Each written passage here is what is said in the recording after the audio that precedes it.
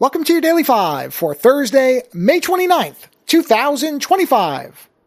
I wanted to take a moment to talk about something that I've been using now for probably about, 6 or 7 months at this point. And I don't generally do a lot of product reviews, but almost because most times people there are already plenty of product reviews for almost everything. And in many cases, the people who are reviewing them are using them for the general use case that most people get the product for. But I wanted to talk about a product that I'm sure there are a ton of reviews for, but in a way, because I'm using it in a way that most people probably are not. And that is for a little device called the AirFly Pro 2 that's two, I almost sound like I said tool, 2, the number 2, by a company called 12 South. Now, this is a product that's been around for a while, and what the use case that you most often see for it is ironically the one that would be the exact opposite for me. What most people use this for is for traveling, and it's a way to be able to take audio from any source that has I use the 3.5 millimeter jack, but I'm pretty sure there's an adapter for USB as well. But to take audio from something and send it out to 2 sets of Bluetooth headphones at the same time. So the use case that I think most people would associate with this product, and in fact the website itself tends to show, and the ads I've seen for it tend to show is, okay, you're in an airplane, you and somebody else, and you both want to watch the same movie, you don't want to have to you want to watch the same thing on, let's say, a laptop, and you both have a set of headphones. You plug this thing into the output on your laptop, you send the audio to both headphones simultaneously via Bluetooth. So eliminating the wire and having both people see the same source. But what the device also does, and this is the requirement I had, is it also works the other way. And in fact, when you first go to the website, you won't even see that listed as a spec. You have to go down a bit, and then you'll see that you can also send audio to it to come through a Bluetooth connection into a 3.5 millimeter jack.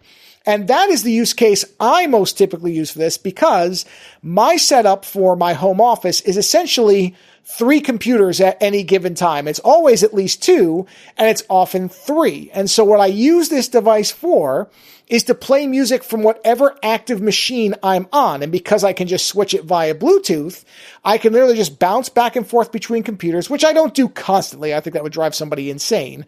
But I do it probably a couple of times a day where I'm just jumping back and forth between computers. And so I have this device plugged into the headphone input. I have it put into the aux in on my Klipsch Pro Media speakers. And what I do is I just switch the connection to whatever computer I'm using. I link it up, and then I just play the music that I'm using. Now, I could just, in theory, play the same music from the same computer, but sometimes I'm actually working on different audio projects. And so I have 2 different projects on 2 different machines, because let's say something's rendering on machine 1, and then I jump to machine 2, and I'm editing and then going to do an export. And so I will change what my audio is depending on that. And I got to tell you, this thing has been rock solid. A lot of times with Bluetooth devices, and many Bluetooth devices I've tried have had some level of connection issues or drops or interference. And this one, I have not had a single disconnect in the 6 or so months I've been using it. I have had a weird specific Mac bug where the audio will stutter, but generally just stopping the audio for about 20 seconds and restarting it clears that. But outside of that, this thing has been excellent. Great battery life. The connections jump with no effort. The audio is very clear. There is the slightest of delay, so I would not use it. I mean, all Bluetooth has some delay. So if you're doing video editing, I would not use it as your kind of sync point, but once you have everything established and you're going along, you can use it with no issue. As far as background music and general editing, where there isn't a real important sync, like say video to audio necessity, it's perfectly fine.